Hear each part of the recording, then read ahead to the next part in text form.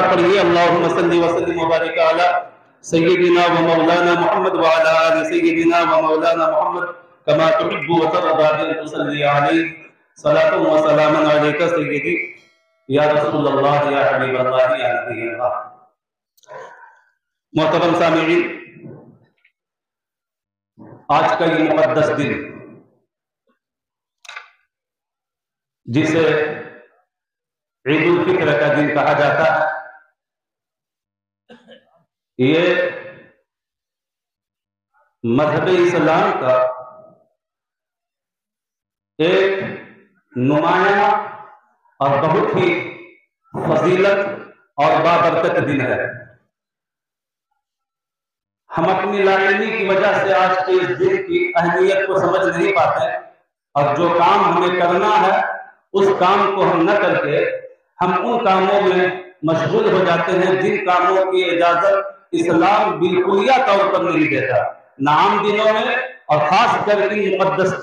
दिनों में। आज सारे आलम इस्लाम में, बिल्कुल रूस, हमारे मुल्क हिंदुस्तान में आज हर जगह जो है ये पाकीज़ा और पवित्र त्योहार ईद उल फित्र मनाया जा रहा है। ये ईद उल फित्र है क्या? सोचने समझने की बात है। मैं एक मैसेज देना चाहता हूं, अगर इस्लाम को कोई शख्स गहराई से पढ़े तो यकीनन मैं कहता हूं कि इस्लाम के हर हुक्म में न जाने कितने कितने रोमोज़ो असरार छुपे हुए हैं। ये ईद ये क्या है? हम और आप आते हैं, नमाज ईद उल फित्र 2 रकात पढ़ते हैं, खुतबा सुनते हैं, बयान सुनते हैं और फिर अपने अपने घरों को चले जाते हैं। क्या सिर्फ इन्हीं काम का नाम ईद उल फित्र है? क्या नबी करीम सल्लल्लाहु अलैहि वसल्लम ने सिर्फ यही काम करने का हुक्म दिया है और इसी काम का नाम क्या ईद उल फित्र है? नमाज तो हम अपने अपने घरों में भी पढ़ सकते हैं। जिस तरीके से हम सुन्नत अपने घर में पढ़ सकते हैं, नफल हम अपने घरों में पढ़ सकते हैं, वित्र जो वाजिब है उसे भी हम अपने घर में पढ़ सकते हैं, फर्ज मजबूरी के तहत हम उसे भी जहां मौका मिले वहां पढ़ सकते हैं। लेकिन ये क्या वजह है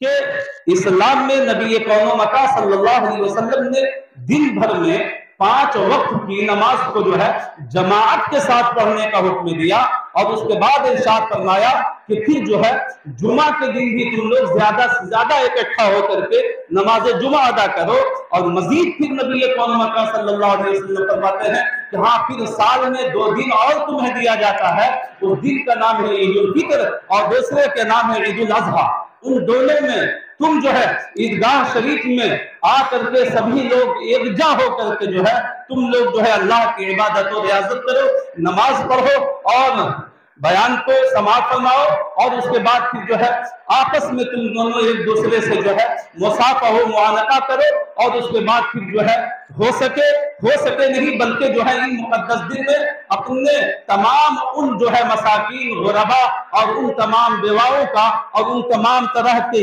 यतीमों का जो है ख्याल रखो जो कि तुम्हारे ताउन और तुम्हारे मदद के हर वक्त जो है वो कहाँ रहते हैं। ये नबी करीम सल्लल्लाहु ताला अलैहि वसल्लम का हुक्म है। लेकिन ये बात क्या है कि हम फर्ज को, सुन्नत को, हम वाजिब को घर में अदा कर सकते हैं, घर में पढ़ सकते हैं, लेकिन जुमा और ईद की नमाजों को हम घर में क्यों नहीं पढ़ सकते? इसका ईदगाह में या मस्जिद में आकर के ही पढ़ना क्यों लाजिम करार दिया गया? इससे क्यों आखिर कोई अपने घर में नहीं पढ़ सकता है? चाहे वो जुमा हो चाहे वो ईदैन हो। इस पर बहुत गौर करने की बात है। जब इस पर गौर किया जाए तो यकीनन जो है एक बात खुलकर सामने आती है कि इसका मकसद क्या है। नबी कौनो सल्लल्लाहु अलैहि वसल्लम जो है ये नमाज ईदगाह शरीफ में या मसाजिद में आ करके एकजा होकर के पढ़ने का हुक्म भी क्यों देते हैं? देखिए, इस्लाम ये वो पाकीज़ा मजहब है, ये वो पाकीज़ा दीन है कि इस्लाम सिर्फ ये मुतालबा नहीं करता कि तुम सिर्फ अपनी फिक्र करो, औरों की फिक्र न करो। इसीलिए नबी कौनो मका सल्लल्लाहु अलैहि वसल्लम फरमाते हैं कि दिन भर में 5 वक्त की नमाज अपने मोहल्ले की मस्जिद में अदा करो। जब तुम मोहल्ले की मस्जिद में 5 वक्त तुम नमाज अदा करोगे तो यकीनी तौर पर जब तुम आओगे, तुम्हारे पड़ोसी आएंगे, तुम्हारे मिलने जुलने वाले आएंगे, तुम्हारे बस्ती वाले आएंगे, जब ये सब आएंगे तो इधर अल्लाह की इबादत भी होगी और उधर भी तुम एक दूसरे का पुरसाने हाल भी करोगे, एक दूसरे से खैरियत पूछोगे और ये कहोगे कि बताओ तुम्हें किस चीज की जरूरत है, कोई कमी तो नहीं है, कहीं ऐसा तो नहीं कि तुम्हारी जिंदगी जो है थोड़ा जो है दिक्कत और सख्ती से गुजर रही है। अगर किसी चीज की जरूरत हो तो इस्लाम का ये फरमान है, इन्नमल मुमिनूना इख्वा, कि एक मोमिन दूसरे मोमिन का भाई है, तो एक भाई के लिए लाजिम और जरूरी है कि अपने भाई की खबरगिरी करता रहे। इसीलिए नबी कौम सल्लल्लाहु अलैहि वसल्लम ने दिन भर में 5 वक्त की नमाजों को फर्ज करार दिया और जमात के साथ पढ़ने का हुक्म दिया, ताकि जब तुम और तुम्हारे भाई आए तो तुम आपस में एक दूसरे से मिलो और मिलने के बाद एक दूसरे की खैरियत मालूम करो और जिसकी कोई जरूरत हो तो उस जरूरत को तुम पूरा करो। हजरात, ये 5 वक्त नमाज का हाल है, लेकिन चूंकि 5 वक्त की नमाजों का हाल ये होता है कि एक एक बस्ती में ना जाने कितनी कितनी मसाजिदें होती हैं, एक एक शहर में ना जाने कितनी कितनी मसाजिदें होती हैं, हर मस्जिद में मुसलमान बिखर कर नमाजें अदा करता है, सब मुसलमान एक जगह आकर के मस्जिद में एक ही मस्जिद में नमाज अदा नहीं करते हैं। इसलिए अल्लाह के रसूल ने फरमाया तो फिर हफ्ते में तुम्हें जो है हफ्ते की ईद अदा की जा रही है और उसे तुम जुमा के तौर पर अदा करो, कि जिस तरीके से 5 वक्त का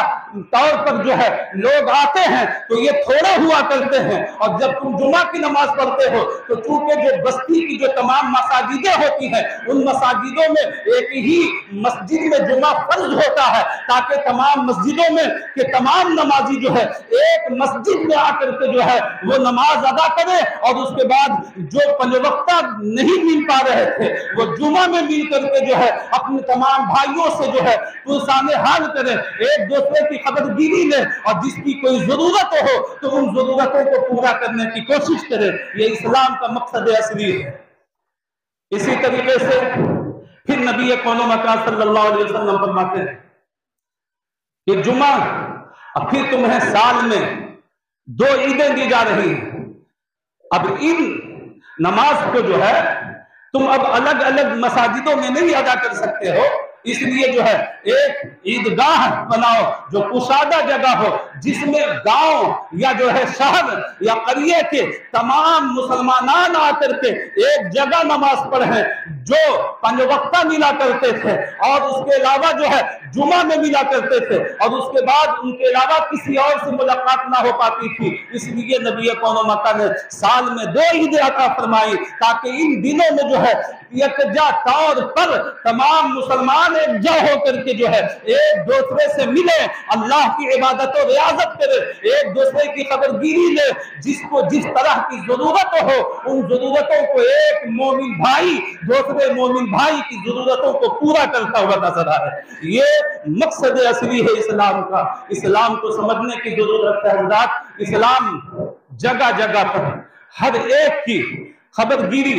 लेने का हुक्म देता है, सिलाए रहमी का हुक्म देता है, मजलूमों और बेवाओं और यतीमों की दस्तगीरी का हुक्म देता है, छोटों पर शफकत, बड़ों की ताज़ीम और अदब का हुक्म देता है, और हर एक को जो है बेहतरीन तरीके से जिंदगी गुजारने का हुक्म देता है। जब इस तौर पर हम और आप एक दूसरे से मिलते हैं तो एक दूसरे से मिलने के बाद, इसीलिए नबी कौम सल्लल्लाहु अलैहि वसल्लम फरमाते हैं अफ़शुश सलाम व अतिमुत ताम वसिलुर रहमा। अल्लाह के रसूल फरमाते हैं कि जब तुम एक दूसरे से मिलो तो एक दूसरे को सलाम करो, इसलिए कि सलाम करने में जो सबकत करता है, जो भाई दूसरे भाई को पहले सलाम करता है, हमारे आका फरमाते हैं वो पहले जन्नत में जाने का मुस्तहिक होता है। और फिर आका फरमाते हैं वातिमुत ताम, और इस्लाम का एक बेहतरीन रुकन ये है और एक बेहतरीन काम ये है कि अपने एक मोमिन भाई दूसरे मोमिन भाई को जो है खाना खिलाए, इसलिए कि खाना खिलाना ये एक इतना अच्छा काम है कि सरकार मखदूम अशरफ फरमाते हैं कि हमको जो अल्लाह ने विलायत में जो मनसब और मर्तबा अता फरमाया है वो सिर्फ नमाज और रोजे की बुनियाद पर नहीं, बल्कि सरकार मखदूम अशरफ फरमाते हैं कि अल्लाह ने जो विलायत में हमें मनसब गौसियत अता फरमाया है वो अल्लाह ने हमें जो है लोगों के साथ जो है अल्लाह की मखलूक के साथ जो है बेहतरीन तरीके के साथ बर्ताव करने की बुनियाद पर और उन लोगों की खबरगिरी लेने की बुनियाद पर और उनकी जरूरतों को पूरा करने की बुनियाद पर अल्लाह ने विलायत का ये मर्तबा और मकाम हमें अता फरमाया है। हजरात, ये वक्त का गौस कह रहा है, सुनने समझने की बात है। तो अल्लाह के रसूल फरमाते हैं अफ्सुस सलाम,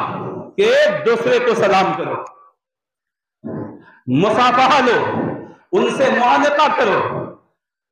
हर एक मुसलमान को इसके चाहिए कि हम हर एक की, आपने बारहा सुना होगा, यही नबी कौनो मकान सल्लल्लाहु अलैहि वसल्लम है, यही मुक़द्दस ईद का दिन था। आका करीम सल्लल्लाहु अलैहि वसल्लम, हम सब के आका व मौला काशान अक़दस से निकलते हैं और निकलने के बाद जो है ईदगाह शरीफ की तरफ तशरीफ ले जाते हैं। क्या देखते हैं कि रास्ते में कई बच्चे हैं जो आपस में हंस खेल रहे हैं, खुशियां मना रहे हैं, और एक बच्चा है जो किनारे खड़ा होकर के जो है वो